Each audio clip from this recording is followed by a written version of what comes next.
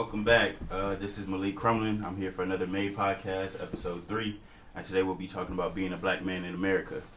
I'm joined by a few other members today, and we're just going to have a quick open discussion about what it's like, our experiences as a black man, encounters with police, relationships as a black man, and things of that nature. So I'm going to go ahead and start with the first topic and talk about the issue, which is, police brutality. And we're going to go ahead and get that out there and, talk about that. So has any of y'all come into contact with, police or, had to talk about, how to act when you're around police as being a black man? Yes. I personally I don't think I've ever experienced a situation like that, but I know plenty of people who have. Okay. What about the talk, though? Have you ever had that? The talk? Yeah. Yeah, I've had... People talk to me about it, but I personally never experienced any moments like that. Okay. Anyone else? Similar to him, my parents always had to talk with me. My dad always told me, do what the cops say and everything to avoid any possibility of them reacting in such a manner in which I could be shot or anything like that. Okay. So yeah, I haven't experienced it personally though. Okay. Anyone else? I've been pulled over a few times, but it's never been for anything I could say regarding the color of my skin because of the area I was in. So, but it varies from case to case, but it's never been something where I've been scared for my life or anything of that nature. Mainly just so it's traffic violations or stuff like that. Well, you were saying? Well, were you nervous when they pulled you over? Because a traffic violation can turn into something else. Nah. Oh. Nah. I've been driving for a minute now, so it's just I know the whole gateway to everything. I've been getting to talk since I could talk for real. So it's just I know how to condone myself. Even if I condone myself properly, I could still end up getting shot. But it's just all I can do is control what I can't control and not worried about anything else. I find it interesting to see that a lot of police officers have a rather low tolerance in comparison to most people in terms of being disrespected, name calling, playing, throwing trash, stuff like that. I understand being upset, but that isn't a liable thing to pull out your gun and threaten someone over, right? And then a lot of police officers, of course, do that. But do we know why they do that is the question. Because they're police officers. They view themselves as having a higher authority than most people. Yeah, once somebody puts on that badge and that uniform, they're no longer Matthew, they're no longer Mark. They're playing a social role at that point. They're a character. They're in act. They're in that whole time. Once they take it off, go ahead. Oh, actually, I'm in Musa 2106, and right. We're talking about it's legal and ethics of business. Right. And we were talking about this example in class about the thing they did at Stanford. No, it was if you can the unlawful detainment. If you say you own a store and you hire a security guard, you want him to be a cop. Right. Because even if they detain you, it's still not unlawful because even when the cop is off duty, there's still always a cop. They're just not on the payroll. Exactly. So, say you go to court and you say, oh, he had no authority to detain me. Well, say if he had suspicion, I'm a cop, I have suspicion, I'm not off duty still. So it's a 24-hour thing. You always have the authority. Once you're in there, and that's what drives so much of the confrontations that we as black men have. I think bouncing off of when you mentioned you talking about the Stanford experiment with the kids. The students played the role as wardens, and then the kids were prisoners. The other kids were prisoners. With that, I feel that kind of shows the toxicity of the environment when we talk about the police force. And like you said with the badge, that makes all the difference. And going back on color, me, I'm Afro-Latino, so it's black, rooted in Hispanic. So going back to color when it comes to authority and stuff like that, it's still a fear for me even being light-skinned because my hair still is an indicator that I'm not white. So with that, getting to talk from a different perspective, not necessarily from black parents, but Latino parents, it's you gotta watch yourself regardless because you are a man, and that dominance kind of triggers male officers, especially like because women do have it a little bit easier when it comes to like being fragile and like rights like that. But with me, it's always been when I got pulled over once, it was more of a yes sir, because Mama said the moment you give them a reason to shoot you, that's the difference between waking up. But the thing is that sometimes they view that they don't need a reason, and they find themselves a lot of times they view the threat to be imminent. And then they might throw something in your car and say you might be possessing drugs. And the thing is that you have to work so hard and do so much research to know your rights against police officer violation and stuff. There's even different charges for assaulting police officer, so stuff like that. I understand what you're saying in terms of reasoning thing, but you gotta remember, you gotta be prepared in case they do have a reason. In case they do have a reason, or they find that they don't need a reason at all. Well, I feel like in that case it would just be inevitable. I mean, Yeah. if you're gonna die, you're gonna die at that point. Yeah, because I feel like, on both of on top of what both of them are saying, it's like even if you do all this research and you're like, oh, you can't do that, or this is like, you can't like search my car, you have no reason. What are you gonna tell the cop that? Oh, then they're gonna make another charge. Oh, this is like you're resisting me from doing my job, or arrest from searching your car. So I feel like there's always another reason. So you're just like, yeah, yes sir. It's just off the bat what's gonna happen.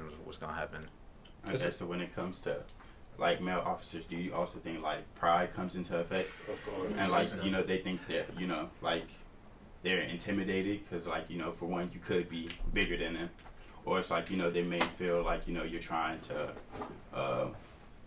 show off, or not even just show off, but like get smart with them, but they only take it to heart because they feel like inferior. Yeah, inferior to you. So do you think like that has like a huge role in like as far as like situations escalating and things of that nature?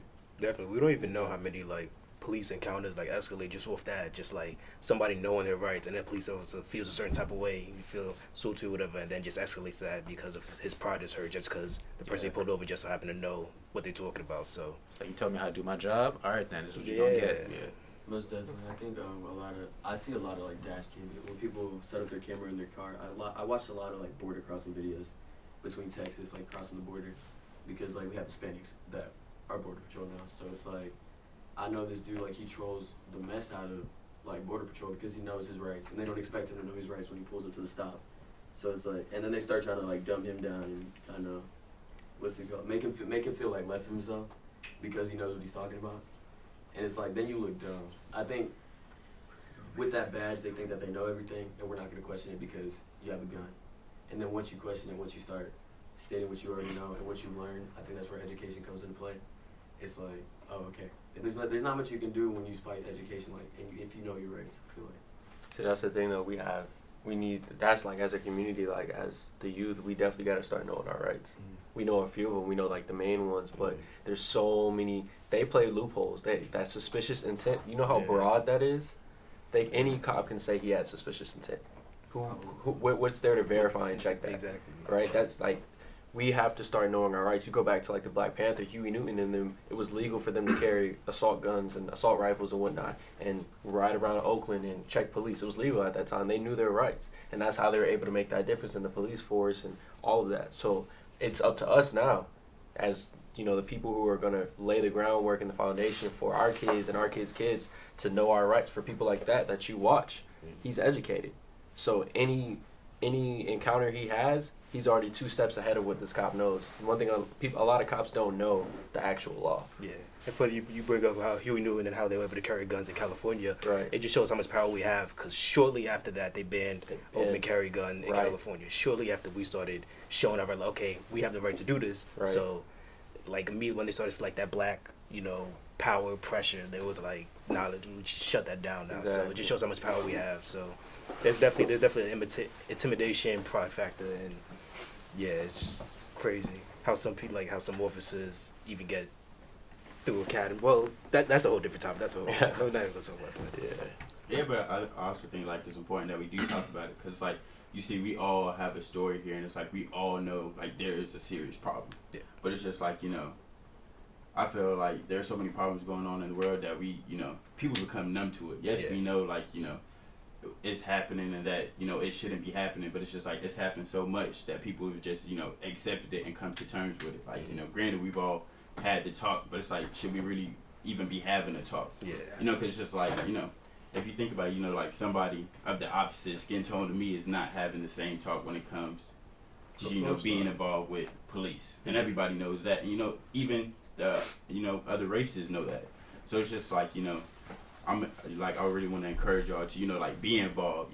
Especially being a college student. There's so many things on campus that you could get a part of to make a difference. To change laws. Yeah. So it's just like everybody knows like there's a problem, but it's just like the problem is never going to get solved if all we do is sit around and talk about it and address it, and try to combat it like that. Yeah. Instead of fighting with action also. Yeah. And that's a good point too. And I think a lot of people kind of like take for granted almost like how much influence that they have, because like the issue for police officers isn't individualistic, it's a system. So it's harder to change the system, so they're more willing to kind of gloss over like, oh, that's just the way it is or whatever. So they're not. It's harder to change a system than it is to change a person. Like we know officers and how they act. It's not, that individual character. That's a whole system that they're a part of. Like Julian was saying. Another thing is that nobody wants to be I'm saying that this because I know a lot of cases where a lot of people make cases against police officers. A lot of them were harassed, and a lot of them were assaulting someone. That one case where that one female police officer pretty much went to another person's apartment. And yeah, you don't know what I'm talking about? Yeah. The one guy that was merely a witness to the events, he got shot by an unknown assailant. And what I'm trying to say is that like I kind of forgot what the original point was. Is that No, I get what you're saying. Like it's a system, but it's like it's not just like the root that's the problem. It's like the justice system in general.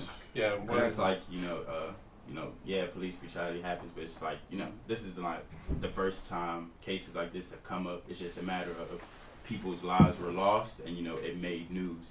So now it's like a problem that is always continuously had to be brought up. Yeah. So I get what you're saying, but it's just like that's why I encourage y'all to know your rights, and also to get involved, because it's like there's so much information out here to make a change, not only against police brutality, but also the criminal justice system, which indicts people that look like us for minuscule offenses. I have a question for everybody. Yeah. What is you all's opinion on when people say, "Oh, there's good cops"? Do you all believe that there's good cops? Not. Go ahead. Hi. First, I apologize for being so late. Okay, but I just wanted to say I don't like that argument because, well, really several reasons I'm trying to articulate right now. But the main reason is if you have decades of patterns of particular cops engaging in unsavory behavior and blatantly violating constitutional rights, then at that point you gotta ask whether the seed that creates the tree, that creates the whole bunch of apples, is corrupt. Exactly. So you're saying it's growing. You're saying what the root problem is? It's growing up corrupt. It's not even growing up. Yeah. I'm saying there's a potential that the way policing is done, particularly in this country, but also other places in the industrialized world, Right. it's by definition corrupt. By definition, lending to poor behavior from most officers to various extents throughout the criminal justice system. I do want to touch on that point because it's like he's saying that it's built corrupt, and it's like if you think about it, like back in the day when like jails and people would just get thrown in jail, they be in there for a whole lifetime. But then people started realizing that was wrong, and then the 13th Amendment ended up coming around. But then it's like it's written in the fine print or whatever that if the person cannot like pay or whatever, like whatever fees they owe, they could be thrown in jail, or like if they can't work, then they'll also be thrown in jail. But it's like that only, and around that time there was only catered to one specific type of group. So it's just like if it's already corrupt from the beginning, set for failure for everybody else, then it's just like how can it grow and continue to like change if at the basis it's already racism and corruptness at the base of it. So I want to question y'all about that. Like, what do you think? Like, how could it possibly be changed if from the beginning it was already set up for everyone to fail? Well, keep in mind that one also big issue of the 13th Amendment is that it bars slavery for all cases except those that are in prison. So a lot of those people are working. I remember doing a lot of research back this during my freshman year. A lot of those people that have to work in prisons, they get paid all next to nothing, like actual nickels and dimes per hour, because you need money to get most of your resources and basic stuff like food and whatever. Not just food, stuff like cigarette. Yeah, I get that, but like I'm asking, like, how do you change something that's already corrupt? I think when it comes to things, we have a lot of stuff that's corrupt in America. That's more than just almost everything that's institutional. Yeah, like it's built on corruptness. Yeah, it is. And Chick-fil-A right over there is corrupt. And we eat it. Like it's the same thing. Multiple times a week. We fund the places that fund other things that are in support of hate. So it's more so, I think, when you talk about corruption, it's really broad and it's everywhere. And I think we normalize it as Americans because we don't, if it doesn't pertain to us personally, we don't worry about it. Because we can talk about authority situations, we can talk about police. But if you're a person that's never dealt with the police, you don't care about brutality or anything like that comes to that. So I feel like as we get desensitized to more things that are happening, because we can see on the news every day that somebody gets shot. People just got shot at a party last night. So, and then we just expect it to happen. Somebody just got shot this morning, bro. Yeah. And so that's a prime example of how we normalize things that shouldn't be normal. It's been years and years of us looking at things and seeing corrupt cops and seeing, like the Philando case, where he got shot just for reaching his glove box, or Sandra Bland, when no one can even explain what really happened because it just happened because it wasn't on. So it's just things like that, how we expect this to happen, especially when it comes down to African Americans. It's like. And then I was gonna add on to something like an example. Remember that cop that broke the dude's neck at that thing or whatever? I kind of feel like they should. That happened this past week. Yeah, I think they really should have done something like throw the cop out of his job because that was actually like real inappropriate because the guy was just like there to like He's not a cop though. He's a security guard. Security guard or whatever. Yeah, he's not a cop at all. He's a security guard. Which might be even worse. Yeah, that might a security be guard that's has all the only type of training they go through is simulated on a computer, and it's about what to identify and who to call. Mm-hmm. It's not like use force or like snap somebody's neck if whatever the case may be, because nobody truly knows what happened in that situation besides the 3 or 4 people that were in the elevator, and then the security guard. There have been different news stories with like all different details, but some of them I've read about that story is about the security guard like literally walked into the elevator and accosted the man. Yeah. That's one version of a story I've read. Now you see why I go to independent news sources a lot of the time, because it just happened so recently. The details are still so fuzzy. No security video has come out yet, to my knowledge. Like, we really don't know what's going on, and so that's not only part of the corruption, but also it exemplifies just the sheer incompetence associated with people who work throughout the system, throughout many systems throughout America, I should say. It's literally a TV show. That's what we live. Like, if I don't know if any of you guys have watched Dear White People on Netflix. Oh yeah. The same thing happened. A guy was at a party. A cop pulled a gun. I mean, he was a campus security. Pulled a gun on him, and nothing happened to the security guard. And then he got traumatized. He got traumatized because of it. And I'm sitting there watching this earlier this semester. I just watched it earlier this semester, and I'm like, wow, like, that's crazy. Like, I know this is a TV show, but nothing like this would ever happen in real life. And then we have what happened recently. But I feel like another thing too is though that the system is corrupt, but I think that us being civilians, we also add to that too. We also add that pressure on cops where they're scared because they don't know what we're capable of. So they're scared because in the rap culture, a lot of people saying fuck 12, a lot of people being like just blatantly disrespectful to cops. I know they're doing it out of hatred because they're getting disrespected first from cops, but I feel like cops look at that also and be like, okay, I know he don't respect me. And I know 9 times out of 10, he gonna listen to rap music because he's black. They just do stereotypes and stuff like that. That's how people are. And then, so they know if they coming up to a car, they want to do it first before they get But why is that? Why should that be the angle? Yeah, that's what I'm saying, because I feel like cops should already know that they're cops, so they don't even have to. Because people are not just going to come up to cops and just harass them and just put them in chokeholds and try to, like, kill them for no reason.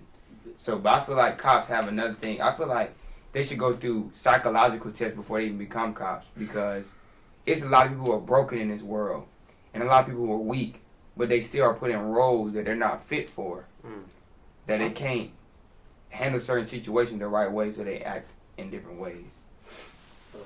What's it called? I feel like that reminds me of the good cop question, because I think that we forget that they are people as well, and I don't think that all cops are bad cops. I don't believe that, because I have seen cops in local communities that do help out, like people that are suffering from poverty or in like poor areas, low income areas, and I think it's just a case by case situation. I think how it started when it comes to like the police force, a lot of people don't have an education. A lot of people that started raising the requirement in order to be in the police academy. So it's like a lot of people didn't have diplomas or nothing like that. They were coming straight out of like just having a middle school education, going into the police force. If you don't know anything and you don't know how to deal with people, of course you're gonna think if I could just like rough them up, that's it. And when you see other people around you that normalize being disrespectful to a certain race, you're gonna be like, this is okay because you can do that. And I think that's where that's rooted in. Okay, so bouncing off of what Soul said, yeah, personally I think, of course, there are good cops. We all know this. I don't think just because a person wears a badge, they're out to kill us black people. I don't believe that.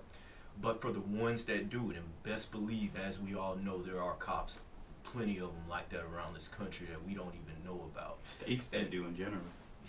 I said states that do in general. Yeah, exactly. And so going off of what you said, I think the reason, like, yeah, they're cops. They should have more self-control. They already have power. I mean, let's be honest. They have power over people when they know that they have a badge and they have a weapon on top of that.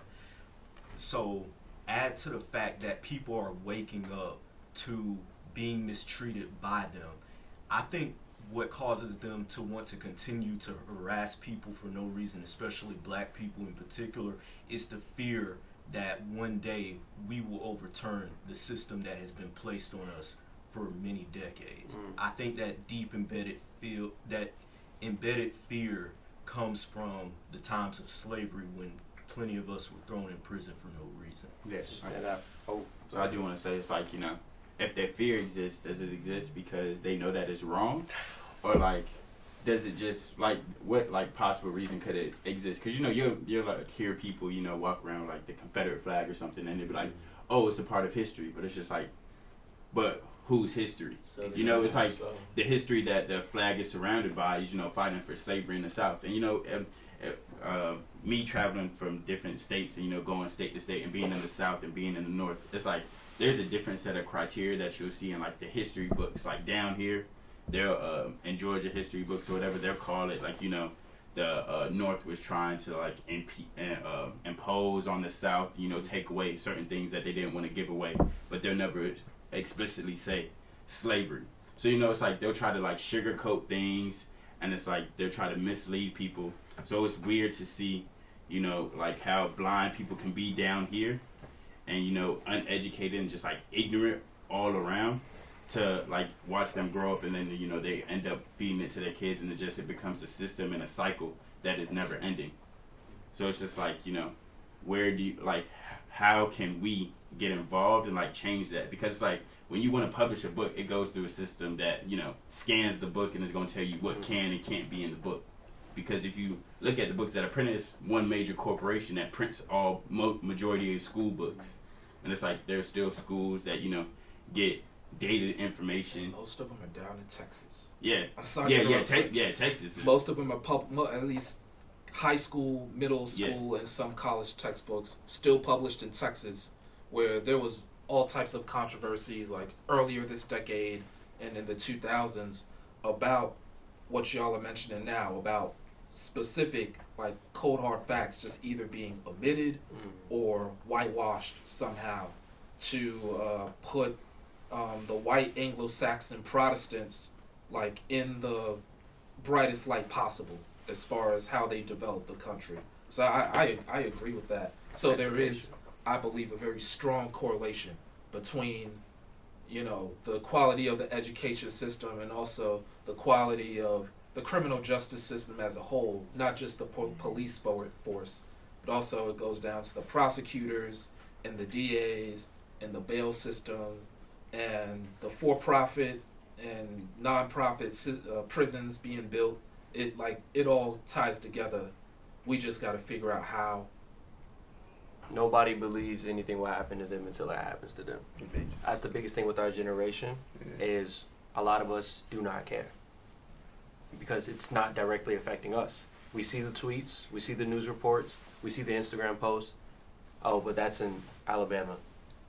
They don't think it's going to happen to them. And when it happens to us, then that's when we want to make a change. But we shouldn't have to wait until we are affected by this to want to make a change. There has to be some paradigm shift within the mindset of our generation that pushes us to care about these things and take action. That's the biggest thing. We're having a podcast right now. This is a part of taking action. But like you said, building a system.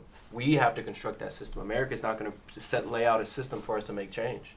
We have to make our own system. That's what Black Panthers did. They made their own system for change.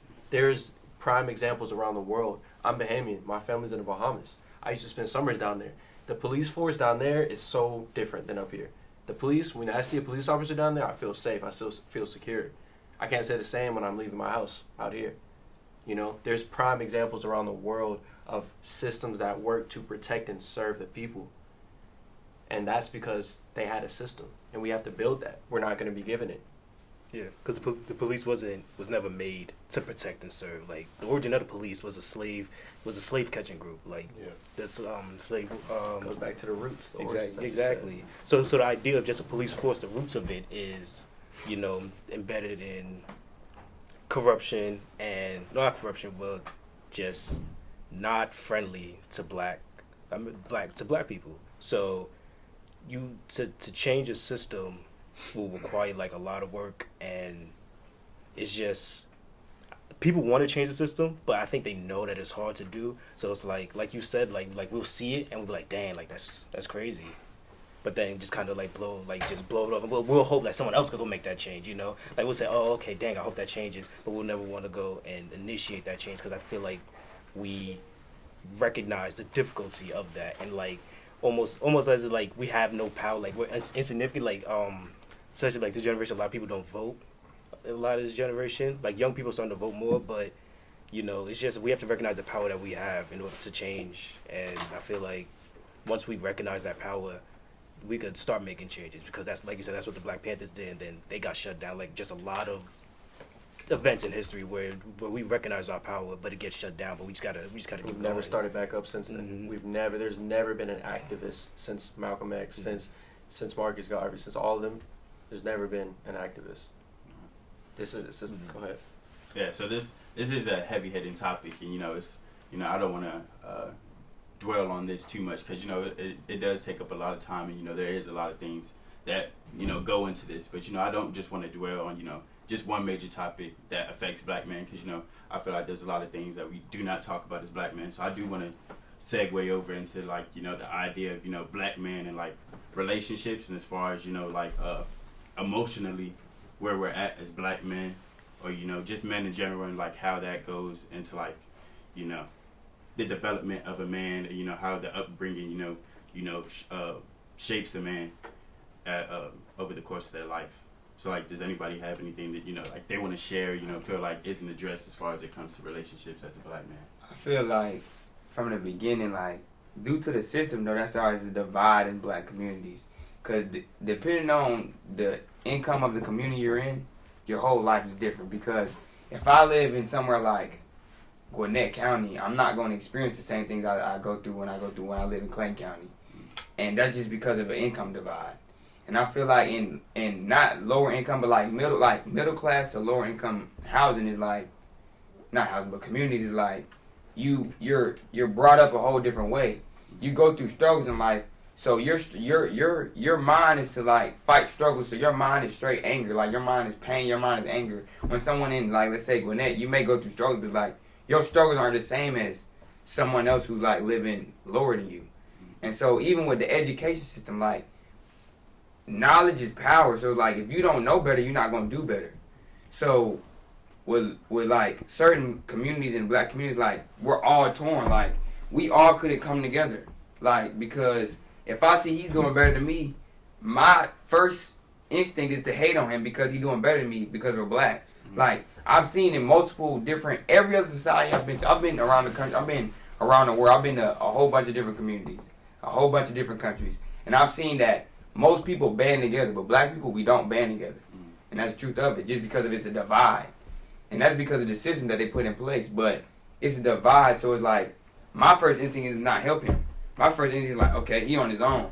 I had to get on my own, so he got to get on his own. Mm-hmm.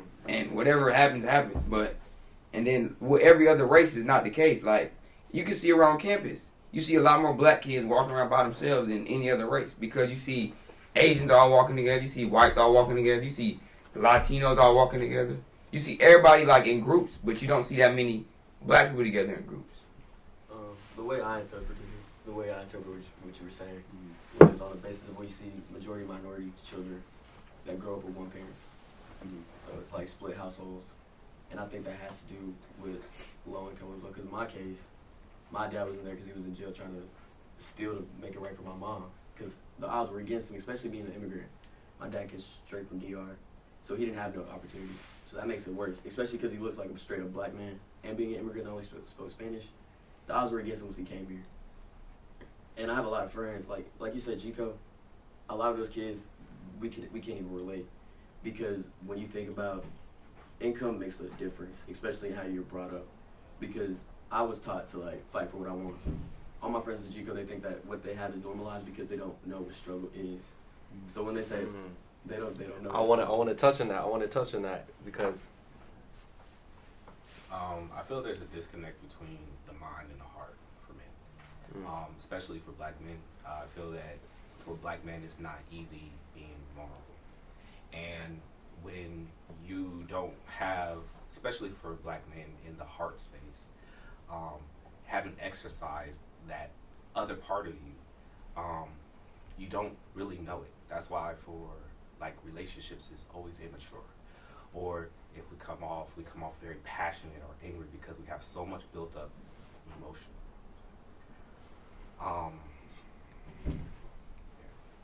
I think I want to touch on the struggle because I think that's where a lot of the divide between our community comes from. Exactly. As you all mentioned, you know, you got someone, let's say, for example, Sandy Springs, extremely high class, you probably driving a Tesla.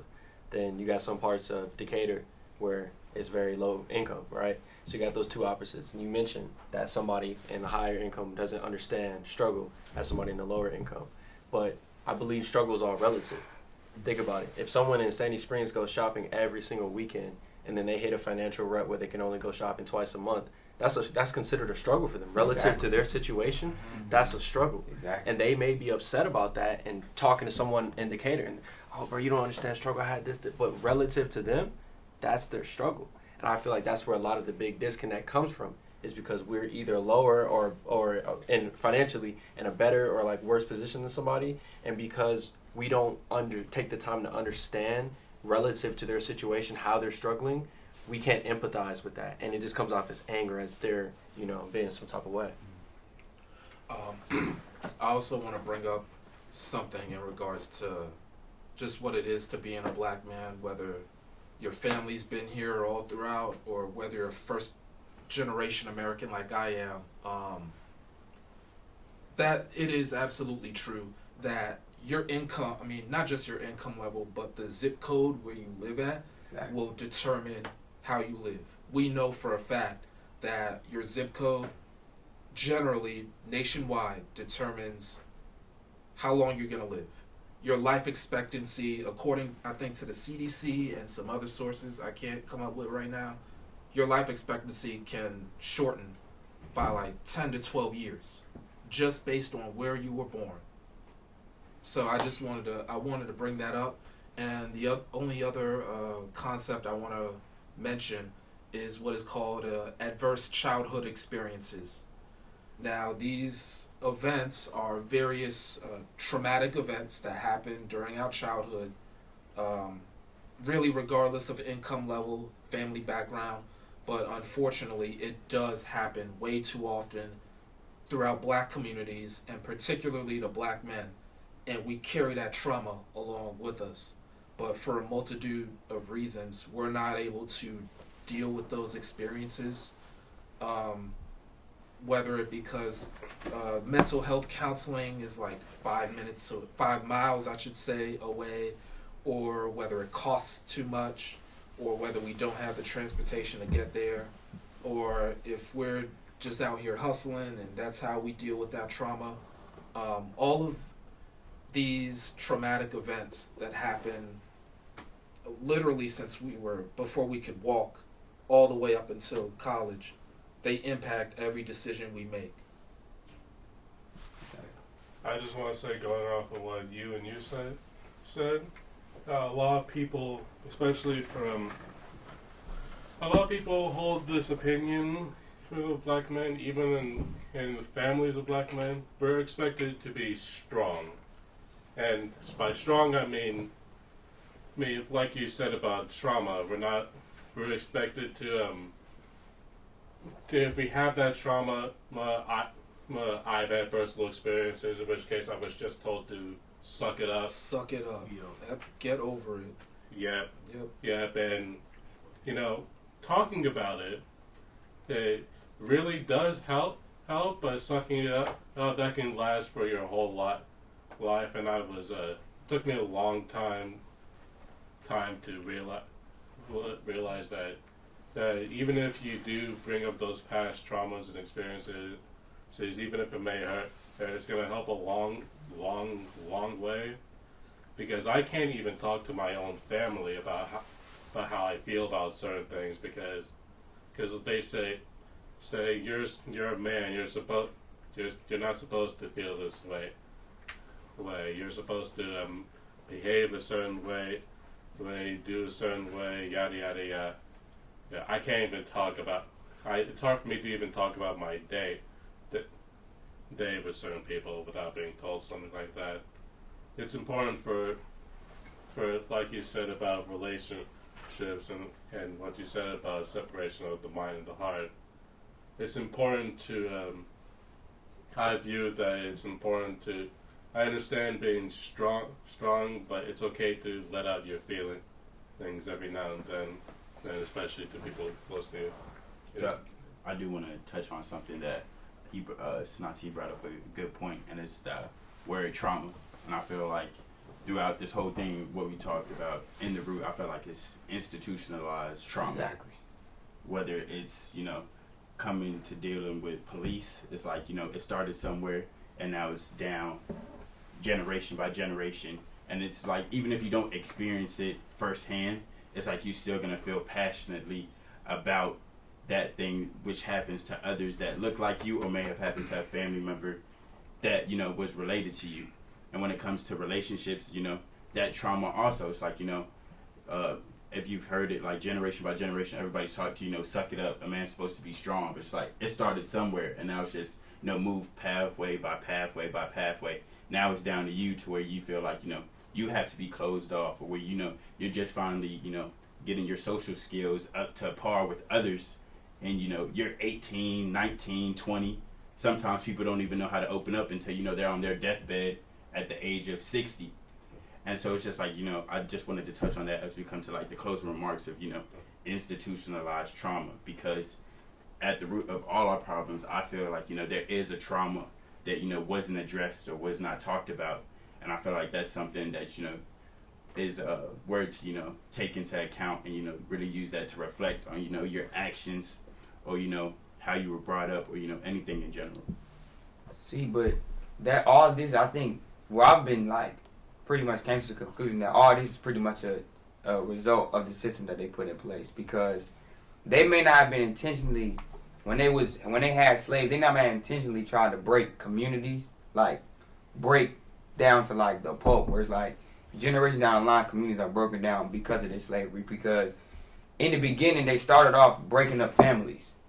So if you think it's only human nature that if I see me and my brother and he gets sold and I know he's finna get taken care of, but I'm getting whipped right here, and I'm like, bro, he finna get taken care of, I'm gonna be mad because I'm like, well, I can't be in that situation.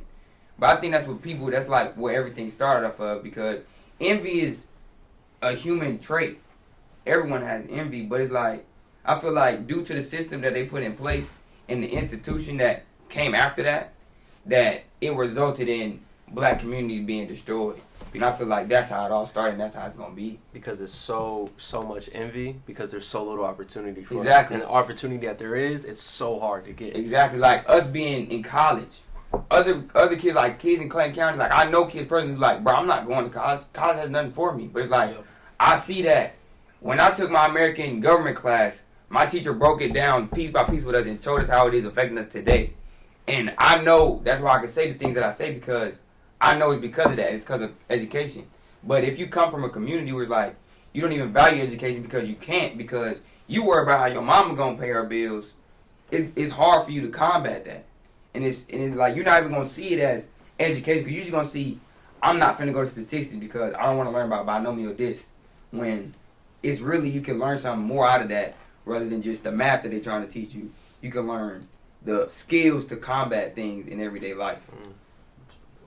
Well, I would respectfully disagree with you. I think that is the motive was to break the mind of the black. Oh yeah, I mean to say like it is break, but I'm saying like I don't know if like they actually meant to like in the like after that's what they try to like get away with slavery. Like that's what I'm saying. It is because they continue to perpetuate it. Yeah. The thing is that when we were together in a mindset as a whole, you see what we could do with the Egypt, with the pyramids, with the great knowledge that was during the time of Cleopatra and Alexandria. So a lot of stuff was robbed and stole from us, and then taken and used and capitalized on, and it was renamed as if it was there. Exactly. And that continues to happen. The thing is that where's the essence of the black man? The whole essence of it. And like you were saying, it's like when people are on their deathbed, that's when you get the true wholehearted. It's like, damn, I wish I would have known that. Like, those are where the most tokens are in this. Like, where's the essence from growing up from childhood up until that point? The whole you. If I got one life to live, I want to be my whole self, my most authentic self. I'm going to be the best me, the most authentic me. I'm living my ultimate truth. Because at the end of the day, I want to say when I meet my creator, I gave my all. I really, truly gave my all. Mind, body, and soul. So when you bring that into this life, that's where you get creation. That's where you get rap music. That's where you get, green lights, peanut butter, all these different things that was created because you truly put your heart and your mind into it. But when you suppress those things, you're really, truly robbing yourself. And I feel like now is at a point in time where it's like we not that close to the struggle, like the real struggles of slavery, so we can't really. That's why we're more able to be creative. But I feel like since that system was in place, like if my granddad was a slave, and I know the struggles that him and my dad went through, it's gonna be hard for me to do that because I feel like I'm still oppressed on levels that just are above me. Like I can't fight. I feel like it's another thing too. Like now, like people are able to, if like us, all of us in here, we able to voice our opinion. But 30 years ago, they wouldn't do this, or if they would, they'll be like cast it away because it's going against the system. And I feel like you said, the system was put in like that to break us down to the bone, where it's like we don't even have the brain and the mindset to fight it head on. And I feel that that's who we are because, like, the struggles of a black man is the struggle. Like, we started off in the struggle with slavery. We started off struggling. We started off as kings in Africa. Yeah, I'm saying, like, in America, we started off But yeah, in America, at the bottom of the bottom. Like, we started off struggling. So, like, and that's how we was systematically brought up to still struggle today. Like, why we can't talk about things and why we can't fight things head on, because we still had that struggle inside of us. All right, so as I do go to the closing remarks, I do just want to encourage y'all to sit down and, you know, have a talk, or, you know, just sit down and connect and communicate with your fellow brothers of, you know, the same race and of different races, because I do feel like, you know, talking is something that, you know, especially for a black man, was viewed as, you know, as feminine. You know, talking about how you feel, or, you know, what you think about things. You know, you're always taught to, you know, sit down, you know, shut up and just follow orders or like directions as, you know, a black man. So I do, as we're, you know, leaving here, I do want to encourage y'all to, you know, just think about that for food for thought. And, you know, don't let this conversation just stop here. I want to leave it open-ended because I want this to continue to be on your mind as you go through the day and as you interact with people. Because the more you talk about it and the more you think about it, you know, the more you can see it out in the world and how it affects you daily. So I just want to leave it at that. And, you know, we'll see you at the next episode.